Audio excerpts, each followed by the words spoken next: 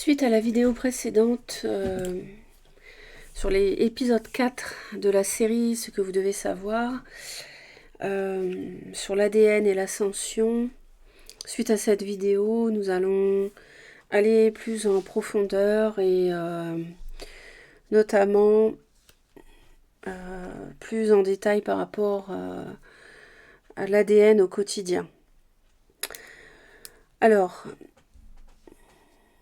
l'être humain originel a une apparence angélique et son ADN comporte 12 brins montés en hélice, comme nous l'avons vu précédemment. Cela lui permet de se connecter aux 12 plans de l'univers densifié, aux 12 couches organiques, dimensionnelles, qui structurent l'espace-temps. Il a été conçu dans les champs de conscience plus élevés. Son corps de silicate était aussi raffiné que son environnement très lumineux. Ici, dans notre dimension 3D, nous n'avons pas le même corps, parce qu'il y a eu beaucoup d'expériences génétiques, des guerres pour la génétique, pour l'ADN, qui ont été menées contre l'être humain et qui ont sérieusement dégradé notre génome, le prototype divin. C'est l'ADN qui est recherché, qui est modifié, prélevé, analysé, surveillé, grâce à des campagnes politiques et sanitaires. Les laboratoires d'ingénierie médicale, les laboratoires de biotechnologie et l'OMS, l'Organisation mondiale de la santé, reçoivent des financements de la part de personnes étrangères, dont ils n'ont pas spécialement connaissance. Ils ne savent pas qui est réellement derrière leur financeur, qui en est à l'origine. Pourquoi ont-ils un fort intérêt pour la modification génétique ? Pourquoi sont-ils prêts à financer la conception de vaccins biotechnologiques et les expérimentations de nouvelles souches virales ? Tout cela en proposant de verser des sommes monumentales. Ce qu'il faut comprendre, c'est que le budget n'est pas un problème pour eux.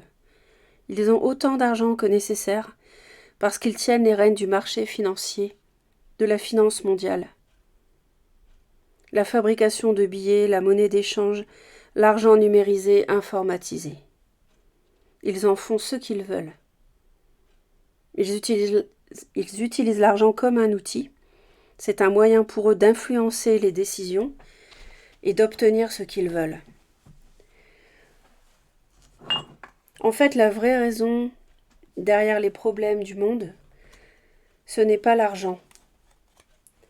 C'est plutôt qui gère ces flux massifs et dans quel intérêt. Ceci étant dit, revenons-en à la génétique à proprement parler. Les expériences sur l'être humain se poursuivent aujourd'hui. Le corps humain est modifié volontairement avec des injections expérimentales et des médicaments agressifs pour le corps. Il y a des composants nouveaux aujourd'hui, des éléments inorganiques qui entraînent des perturbations majeures chez la population, avec des modifications de comportement. L'accès au corps supérieur est limité. Il est de plus en plus restreint, réduit génétiquement, pour couper l'accès aux données supérieures de conscience et réduire notre potentiel naturel, notre immunité, notre sensibilité, nos capacités de réflexion supramentale. Les formes de mutation qui en découlent sont non négligeables. C'est vraiment quelque chose à reconsidérer, à prendre en compte. Plus un corps est parasité par des systèmes d'intelligence artificielle, plus il est difficile de le soigner. Nous sommes arrivés à un stade de dégradation conséquent du potentiel humain sur Terre, et aujourd'hui nous sommes rappelés simplement à la source.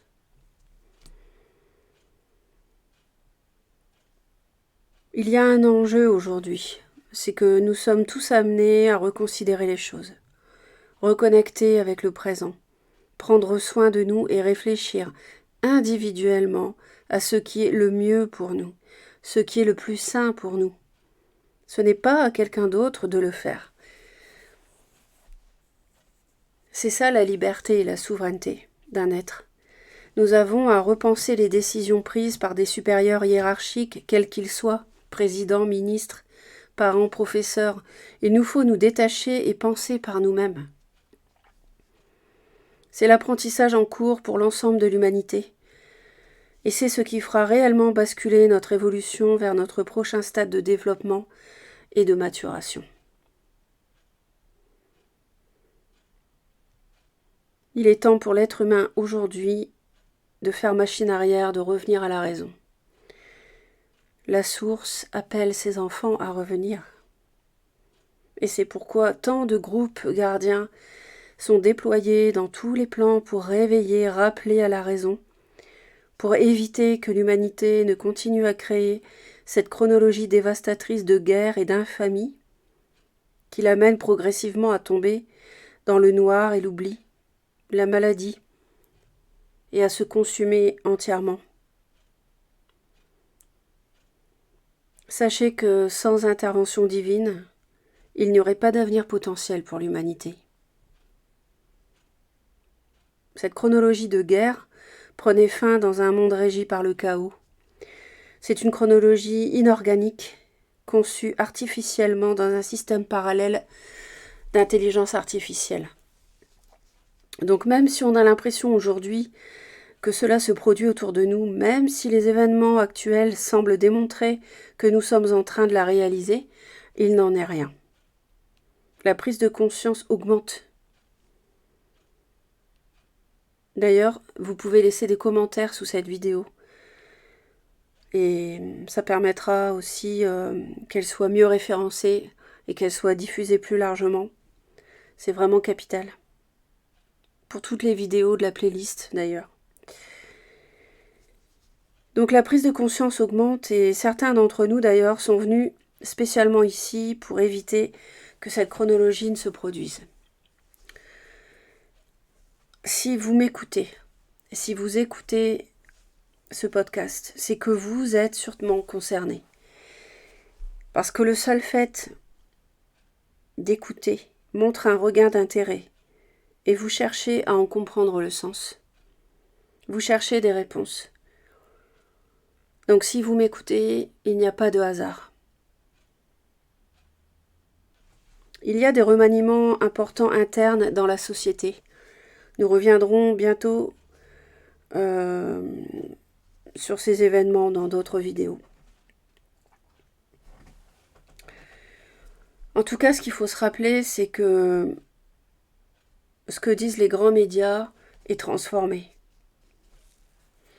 C'est important de se rappeler de ça, de l'avoir toujours présent à l'esprit. Donc pour en revenir à l'être humain, eh bien l'être humain est une création de la source de vie et des êtres fondateurs. Il leur est très cher. C'est un modèle divin aux capacités infinies qui a été conçu dans un but bien précis. Et pour être parfaitement clair avec vous, il n'est pas question que cette création disparaisse ici. La source appelant au retour de la conscience christique et au rétablissement des lois universelles.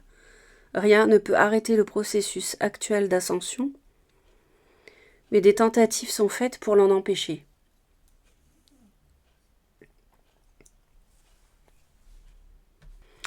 Y a-t-il des êtres qui ont plus que 12 brins d'ADN? C'est une question que vous pouvez vous poser.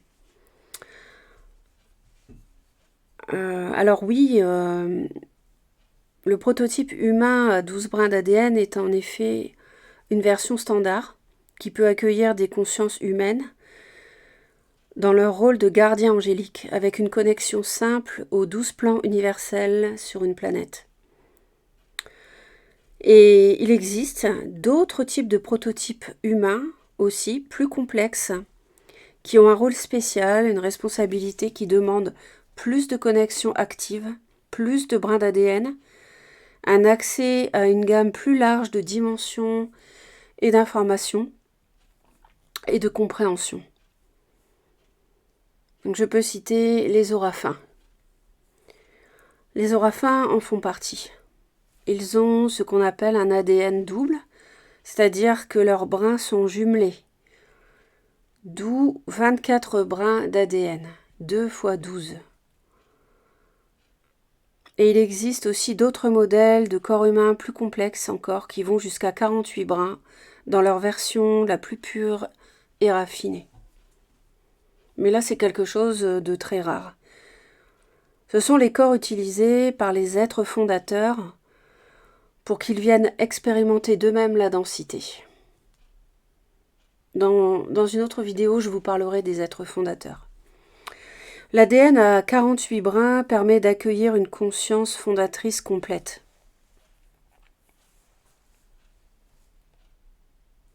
C'est un modèle extrêmement riche, perfectionné, et même notre mental peut avoir du mal à envisager les capacités inhérentes à leur fonction.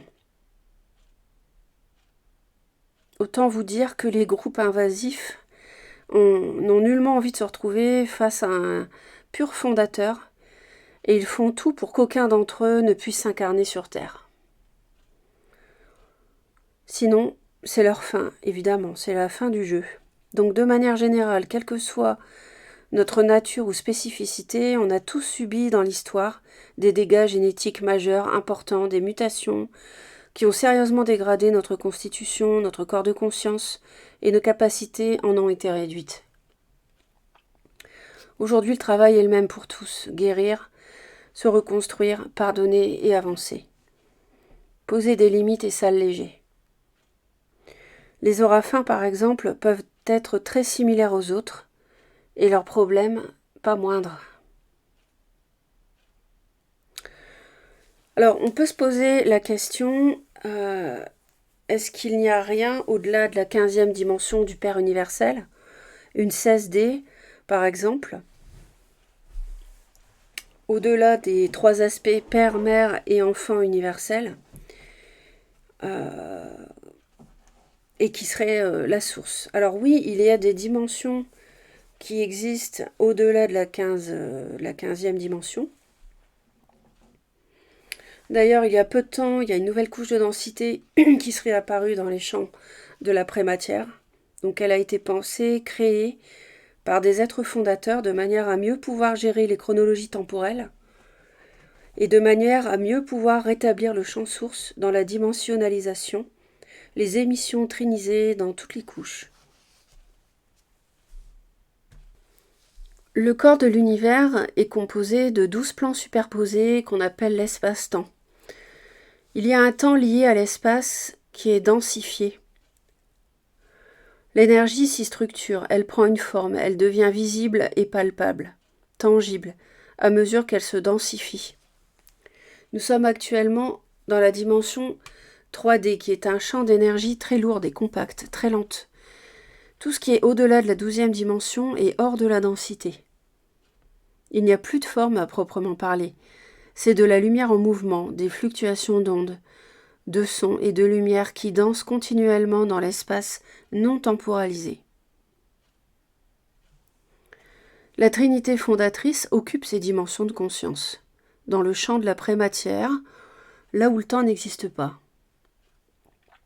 Elle peut donc observer ce qui se passe ici et gérer l'évolution des lignes temporelles.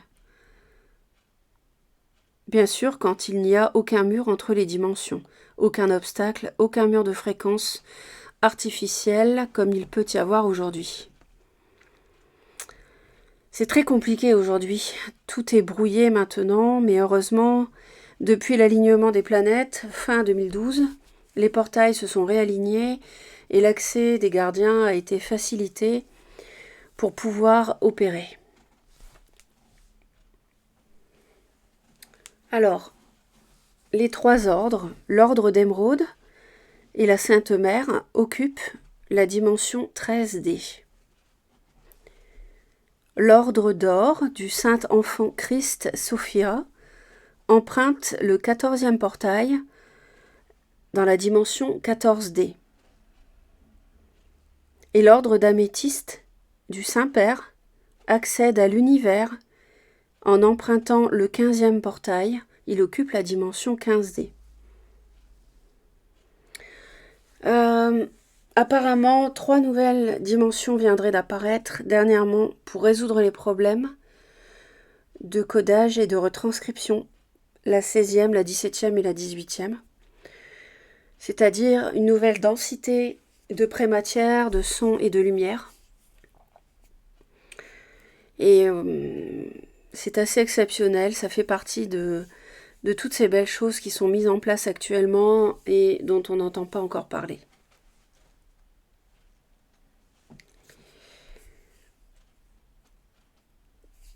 À présent, on va parler de, je pense que ça vous intéresse, de la réactivation d'ADN, de notre ADN, de nos brins.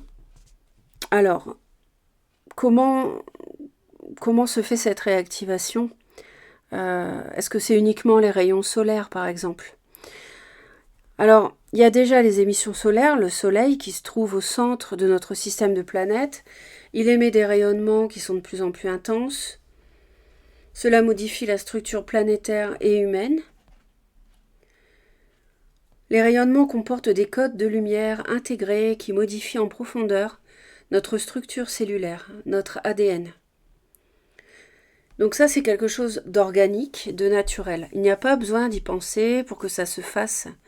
On peut très bien vivre notre quotidien au jour le jour, tout en recevant en même temps ces nouveaux types d'émissions solaires, ces nouveaux types de fréquences.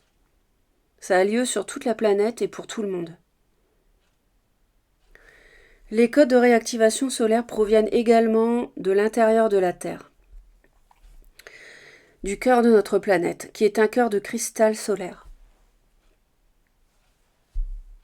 Le cœur de la Terre est connecté au cœur du système solaire et au cœur galactique et au cœur de l'univers, Andromède. Il y a une connexion naturelle qui existe entre tous les systèmes de cœur. Ce sont des sortes de foyers de communication, des carrefours d'échange, des missions cristallines connectées au champ source de la création. Nos cœurs y sont aussi connectés quand ils fonctionnent bien, et nous pouvons recevoir des codes de lumière depuis l'extérieur, du Soleil, de la Terre, d'autres soleils, d'autres planètes ou d'autres astres, et nous pouvons aussi recevoir des codes de lumière depuis l'intérieur, par notre portail de communication centrale. Le problème, c'est qu'il existe des technologies qui empêchent cette connexion, qui entraînent un blocage du cœur, par exemple avec des systèmes d'implants dans les corps physiques ou subtils, ou bien avec des fréquences artificielles dirigées. C'est pour cela qu'il est très important de garder le cœur ouvert, même si on peut être blessé parfois par quelque chose ou par quelqu'un. Prenez-en soin toujours. Prenez de la hauteur, protégez-le. Le cœur est un organe très ciblé pour empêcher l'être humain d'ascensionner vibratoirement et cellulairement. Il y a par exemple de nombreux scénarios amoureux qui existent, des déceptions amoureuses qui sont ensuite utilisées, intensifiées, via des technologies de contrôle mental ou astral, pour que nous fermions nos cœurs les uns aux autres et que nous nous éloignions de notre source de rayonnement intérieur inépuisable. Donc, ne succombez pas à la facilité de fermer votre cœur si vous vivez une histoire difficile. Et comprenez que c'est la porte qui mène à votre sérénité.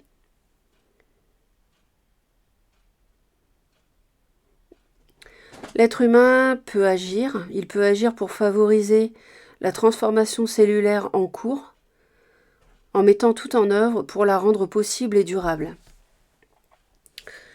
Donc il peut agir pour cette réactivation d'ADN, en protégeant son cœur, en faisant en sorte de le garder ouvert, quoi qu'il arrive.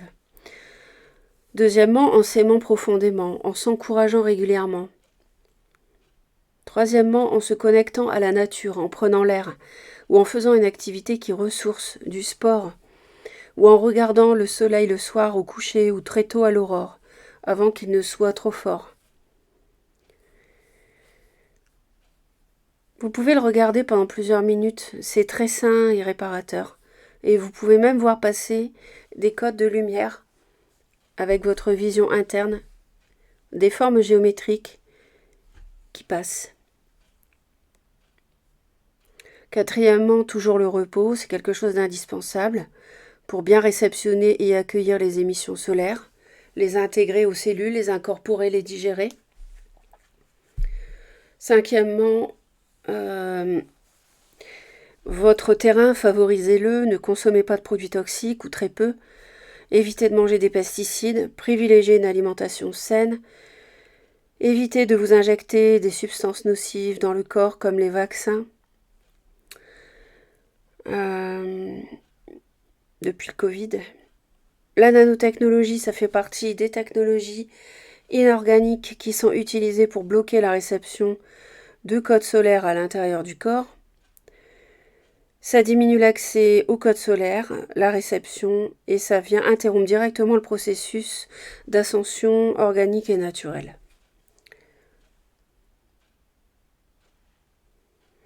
Plus le corps est vivant, sain et fonctionnel, et plus il est en capacité d'accueillir et d'échanger avec son environnement naturel. Donc tout ça, ce sont des conseils d'hygiène et de bien-être connus. A l'inverse, plus un corps est déconnecté, débranché, implanté d'intelligence artificielle, et plus il est en mesure d'accueillir et d'échanger avec son environnement artificiel.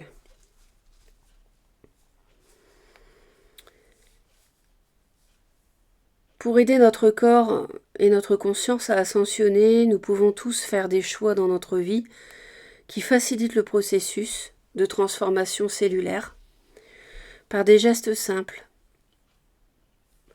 La méditation, la visualisation peuvent vraiment aider. L'intention de manière écrite ou orale répétée. Écrivez votre intention de guérir, de transformer, d'accueillir votre potentiel divin, de transformer génétiquement vers une version plus pure et raffinée de vous-même. Demandez-le, n'hésitez pas à demander à votre soi supérieur. On peut se demander si la potentialité d'activer un certain nombre de brins d'ADN dépend de la dimension de laquelle on provient. Est-ce que c'est lié à notre origine ou bien par rapport à ce qu'on est venu réaliser sur Terre? Est-ce qu'il y a un moyen de savoir si notre seuil maximum d'activation est atteint ou pas? Et est-ce qu'on peut aussi se rendre compte s'il y a un nouveau brin qui est activé? Non, tout le monde ne peut pas, en fait, réactiver l'ensemble de son potentiel génétique à 12 brins d'ADN dans cette incarnation. Ça ne concerne pas tout le monde, c'est une minorité de personnes qui peuvent le faire. Ce sont des avatars d'ascension. Ils ont la possibilité génétique de pouvoir réactiver leur plein potentiel à 12 brins d'ADN seulement s'ils font le travail nécessaire et suffisant. Cela prend du temps, les efforts sont conséquents et le chemin d'ascension n'est pas le plus facile. En général, il s'agit de personnes qui vont avoir un rôle d'assistance à l'humanité. Ils ont des missions de type guide spirituel ou enseignant. Ils peuvent servir de relais d'information entre les mondes divins et le monde 3D, ou servir de point d'ancrage à la réinscription des codes de fréquence trinisés qui proviennent des champs sources de la création. Ils peuvent servir d'intermédiaires, d'appui.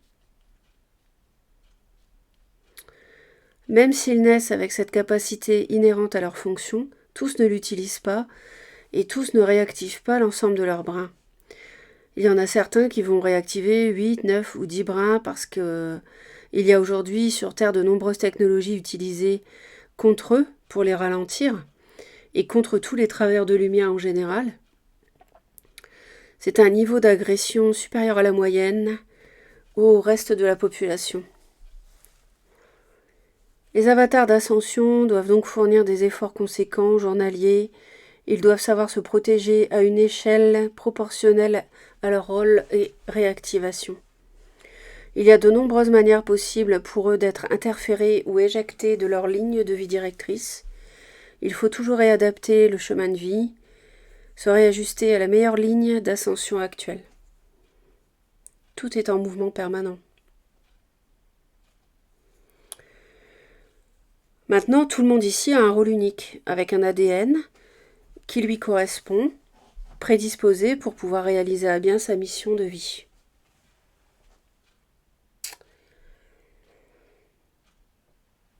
En ce qui concerne les indigos, par exemple, les indigos portent ce nom parce qu'on retrouve la couleur bleu indigo dans leur aura à la naissance, parce que leur 6e chakra est ouvert. Le 6e chakra est bleu indigo. Ils peuvent le perdre en grandissant, fermer leur 3e œil à cause du conditionnement de la société et des normes imposées.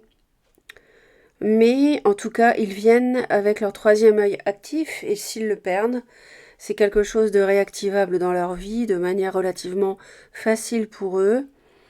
C'est enregistré dans leur ADN. Ils apportent donc le potentiel génétique à 6 brins d'ADN actifs à la population. Ils ancrent, ils intègrent les fréquences du 6e brin dans le collectif humain pour qu'ensuite l'humanité entière puisse accéder à ce type de fréquence, réactiver son 6e brin dormant et continuer d'ascensionner, de récupérer des codes. Les indigos sont les humains de demain. Ils représentent ce à quoi ressemblera l'humanité dans un futur proche. Leurs missions sont très diverses dans le sens où ils viennent s'incarner dans tous les domaines de la société pour faire évoluer les consciences. Ils viennent changer les habitudes, modifier les comportements, briser des traditions. Ils montrent par leur façon de vivre d'autres manières de faire, de vivre et de penser, de parler, en apportant avec eux une vision qui correspond souvent à celle qu'ils ont connue avant, sur une autre planète ou dans une autre ligne de temps. Ce sont des influenceurs, on peut le dire ainsi. Des éducateurs, des coiffeurs, des secrétaires, des caissiers, des médecins, des commerçants, des ingénieurs, des comptables, des juristes, des fleuristes, des journalistes, des esthéticiens, des artisans. Le système de société entier est infiltré d'indigo aujourd'hui. Ils transforment le monde jour après jour en agissant simplement à leur place, à leur travail, en sortant dans la rue, en allant faire les courses, en allant dîner à un repas de famille ou en promenant leurs chiens. Ils influencent leur entourage. Ce sont des influenceurs, même s'ils n'ont pas l'impression de l'être. Ils influencent beaucoup. Mais du fait qu'ils sont ici en minorité, ils peuvent parfois se sentir seuls ou incompris, différents, et cela peut être pesant. Oui, cela peut être pesant. Aujourd'hui, beaucoup d'indigos ont la chance de pouvoir se retrouver. Les rencontres augmentent, les travers de lumière commencent à se rassembler dans des actions collectives, des réseaux de partage et de soutien, et à l'avenir, il y aura de plus en plus de retrouvailles de ce type et d'actions partagées. Leur rôle consiste donc principalement à ancrer les fréquences du cœur 4, 5, 6D autour d'eux. Toutefois, ils ont quand même la possibilité de réactiver leur brin supérieur dans cette vie via le travail intérieur. C'est possible. Ils peuvent réactiver l'enregistrement des brins 7, 8, 9e dimension. Alors, est-ce que l'on peut, par nos expériences de vie, nos blessures, en quelque sorte, désactiver nos brins, c'est-à-dire sans manipulation génétique? En fait, ce n'est pas une désactivation. On peut très bien fermer l'un de nos chakras même s'il était ouvert, suite à une blessure ou un traumatisme, par exemple. Cela arrive très souvent. C'est quelque chose de temporaire. On voit par exemple aujourd'hui des personnes qui vont voir des thérapeutes pour leur demander d'aller mieux, pour que soit ouvert tout leur système de chakras et que leur énergie puisse circuler librement, durablement. Mais si leurs chakras se sont fermés pour une raison et qu'ils n'en vont pas de même soigner la cause du problème, les séances s'éterniseront. Donc il y a un gros travail personnel à faire pour que l'ensemble des chakras et brins actifs restent ouverts et fonctionnels. Dès qu'un chakra se ferme, le flux d'énergie vitale qui relie chaque corps dimensionnel ne peut plus circuler intégralement et l'accès aux données du corps de conscience en est réduit. Donc ça, ce sont des types de blocages temporaires qu'on retrouve très régulièrement dans la population et c'est lié à de nombreux symptômes courants. Sinon, avec les expériences génétiques, il y a des systèmes de blocage permanents qui ont été réalisés dans l'histoire et des sauts, SCEAUX, mais tout est en train d'être restauré et des sauts sont retirés.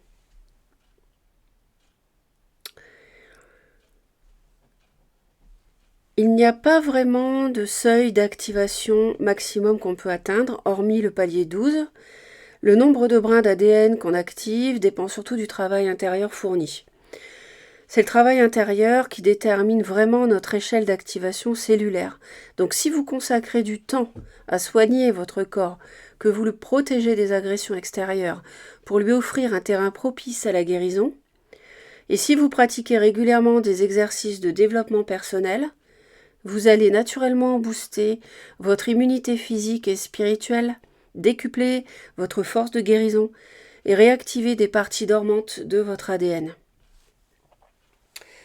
C'est un choix de consacrer du temps à notre réactivation ou pas. Ce n'est pas une obligation.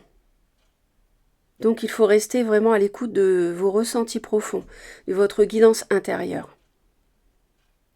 Est-ce que vous ressentez réellement que cela est judicieux et utile pour vous dans votre quotidien de vous ouvrir à d'autres champs de fréquence, sachant qu'il y aura des interférences de même proportion. Ce n'est pas une course. Il y a des personnes qui ont déjà beaucoup à faire dans la société et qui n'ont simplement pas de temps ou d'intérêt premier à réactiver plus de potentiel. Il est difficile de connaître véritablement le nombre de brins que nous avons activés. Par contre, ce qui est possible, c'est de sentir une différence entre chaque palier. Vous pouvez tout à coup vous sentir différent, avoir des sensations nouvelles que vous n'aviez pas auparavant. Vous accédez en fait à un nouveau type de données, émotionnelles, mentales, supramentales, spirituelles. Et ça, tant que ça n'a pas été vécu personnellement, c'est difficile à expliquer. Vous vous sentez différent, vous avez un nouveau champ de perception qui vient s'ajouter à ceux que vous aviez avant. C'est très riche mais aussi très difficile à vivre parce qu'à chaque fois il faut réapprendre à utiliser ce corps nouveau que l'on ne connaît pas ou que l'on ne connaît plus, tout en continuant de gérer les autres flux. Donc c'est un gros travail d'équilibrage, ça demande du temps. Et si on veut maîtriser l'équilibre énergétique en chaque instant, notre attention doit se porter sur l'orientation de notre conscience. Où va notre conscience, notre concentration à chaque moment? Ceux qu'on appelle les maîtres sont ceux qui conscientisent tout leur corps et système d'information à chaque instant. Ils en ont toujours conscience, c'est un travail permanent.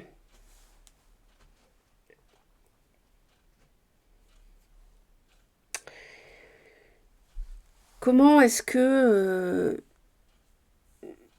des êtres qui ont activé 10 chakras, par exemple, peuvent interagir sereinement avec des êtres qui ont activé leur 3e ou leur 4e chakra?